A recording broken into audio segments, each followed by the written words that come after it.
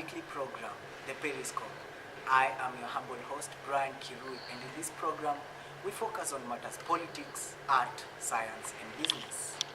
And in our episode today, we will be discussing matters politics and the extent to which the recent political arena has affected the lives of Kenyans, and more so that of the political parties that were involved during the recent past election process in Kenya. And of course, we will be discussing matters to do with the nullification of the August 8th elections. But first, let's have the news headlines.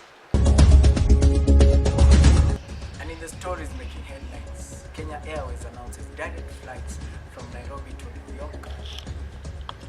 Distribution of books in public schools begins in Nyeri County. Land owners affected by the SGR to be compensated. And sponsors pull out affect giant clubs in the country, leaving them in financial agony. 2017 was a year marked by all the political colors there are, with about 8 political aspirants vying for the top seat in the country. The position was avidly contested for. Derek Macharia has more details. Kenya went down in history as the third country to nullify a presidential election. As they say, to every action there is an equal and opposite reaction.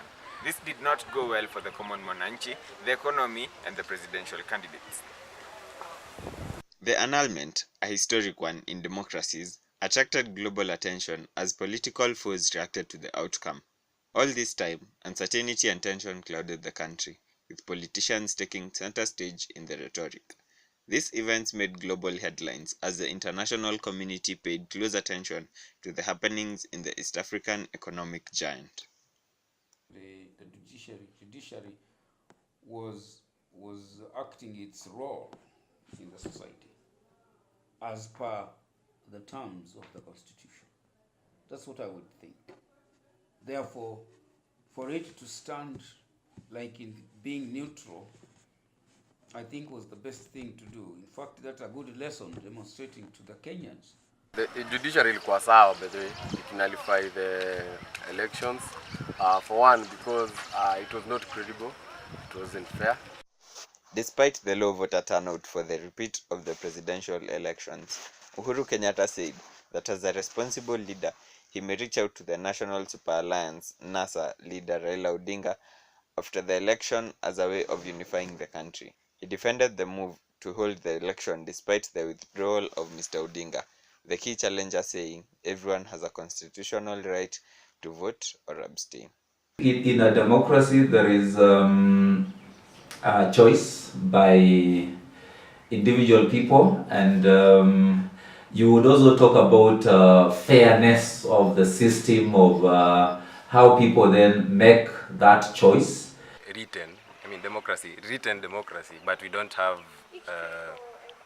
practical democracy. Like it's a wish. I can't say there's no democracy, but the law people who are called mwananchi wa kawaida, there's no democracy. The people of Kenya must have given their voice. The problem of Kenya is not the constitution, neither is it the judiciary. The problem of Kenya is laying in the shoulders of the leadership. Having run and being elected for the second term, President Uhuru has had quite the political mileage. The same cannot be said for his long-time political rival, Raila Odinga. In my own understanding, I'm not sure that Raila has mentored or even groomed any person that would actually step in his shoes. And so I see him again running for presidency then. Despite Kenya having lots of wounds to recover from, the democracy of the state is still strong. The rule of law is still applied. Reporting for Periscope, I am Derek Macharia. Welcome to our hard-hitting segment, and I'm so glad to be joined today by a very prominent student in Daystar University. He's an avid fighter for democracy in the country, and he's very, very much affiliated with the politics of the country right now. Welcome to the show, Israel Mido. It's nice to have you. Thank you. Do you think democracy is still applicable in the country right now? First of all, I think that democracy is a word that has only been witnessed in the country only on 2 occasions. in 1992 and in 2002. I believe that 2002 are the only general elections where we had democracy for the people of Kenya, where we voted in Mwai Kibaki. Yeah, and also when we were changing the multipartyism law in Kenya, yeah, when we were changing the constitution from the KANU monopoly of Moi, yeah. So you say democracy has deteriorated so far? Yeah. In the recent elections, there was nullification of the votes for the presidential election. That is justice. It is served by the court, so it is a fair verdict. It was the correct verdict. And I also believe that democracy is a little bit different, yes. The majority of the Kenyan people feel okay by the results of the election. I don't know why you're saying many people are satisfied, and 12 million people did not vote. And the funny thing I find about these elections is that the ballot papers, they were like 8 or 7 candidates, but in the Kim's kit there are only 2. They're only Raila Amolo Odinga and Uhuru Kenyatta on the Kim's kit. So it's funny. We cannot run away from the truth. It's not tribal, it's not anything, but we cannot run away from facts. Don't you think this appears to be a personal vendetta between Raila Amolo Odinga and Uhuru Muigai Kenyatta? Raila had a project that was running from way back. You understand? It didn't start in 2002. It didn't start in 2007 or 2013. No. Raila had a project and a vision for Kenya, which we've seen he's fought for the democracy of these people.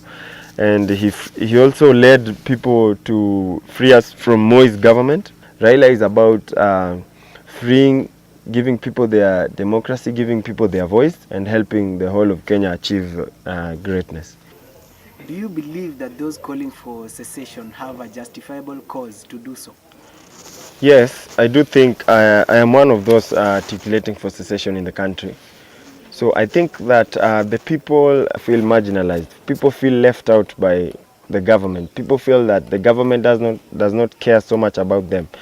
You had the cases of police brutality in Kisumu, and the president up to now has not commented on the issue. So I think such things are cases of they are pushing people to call for secession because they feel that they are not part of the republic.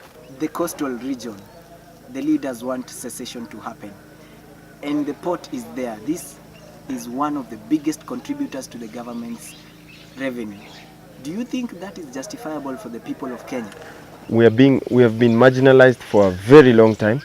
The people of Western, the people of Nyanza, and the coast also have been marginalized, and we are being exploited. We have more resources, yet you find that these are the counties that suffer most. Currently, Budalangi is suffering from floods. I've been hearing floods since I was in 2002, and the government has done nothing. The other day, they constructed a bridge, and then which broke down. You see, so I feel that the government has marginalized these areas, and it is our right. If Kenya is a democratic country, you should let people choose.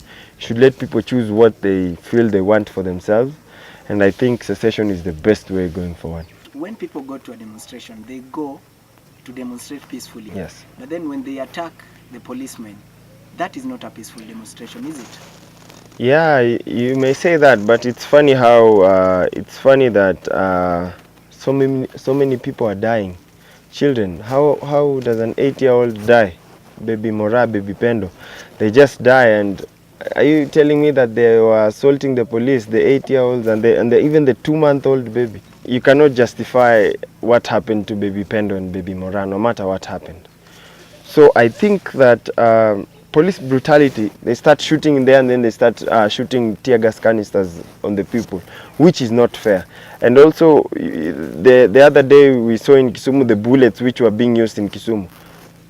If you can use rubber bullets, why using such bullets which somebody in CNN described that they are only used in war? Why is it that it was only witnessed in Kisumu that there were policemen with dreadlocks and not anywhere else in Kenya? Because that's exactly what I'm saying.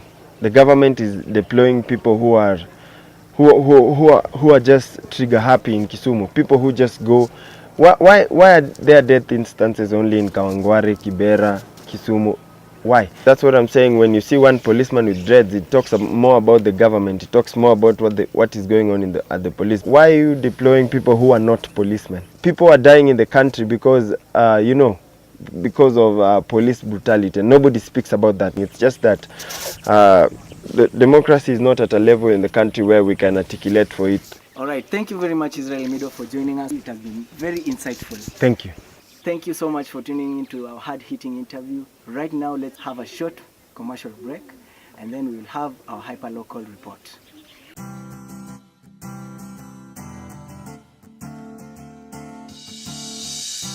Wakati unapotunza upendo na utamaduni, ni halisi inakuwa tundo la maisha. Unapogundua ushindani si kushindwa, hapo ndipo unashinda. Ukipitisha ndoto zako, mawazo yanaibuka.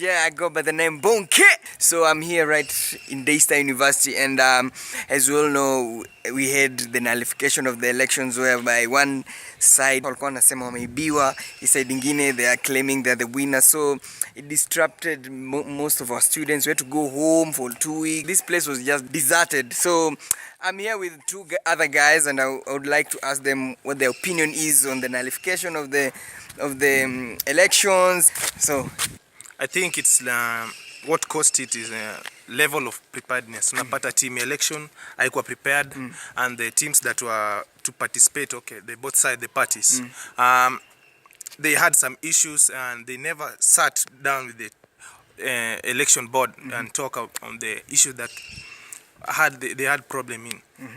Pia naweza sema pia ni transparency. There was no transparency in the tallying and voting process, kwa sababu unapata pia kuna votes zingine zinapigwa in some polling stations na zikienda huko zinachangiwa or zinakuwa added up. So unaona parties zilikuwa zinaleta shida mingi hapo. So very well.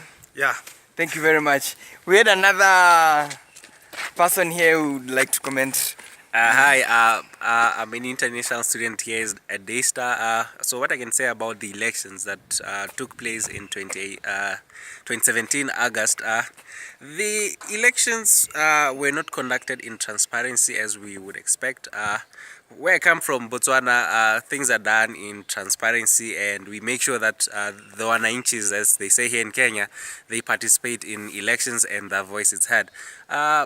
According to what I know and what I've read in the newspapers, the IT guy was brutally attacked, and the issue of the server also brought up so many things. As a technical guy here at Daystar, I think if they were transparent enough to be able to open the servers and explain to the people, they could have won the confidence and trust of the nation at large. I mean, at this rate, technology is taking the world, and it was a good solution, but because of transparency, they didn't make it. Thank you.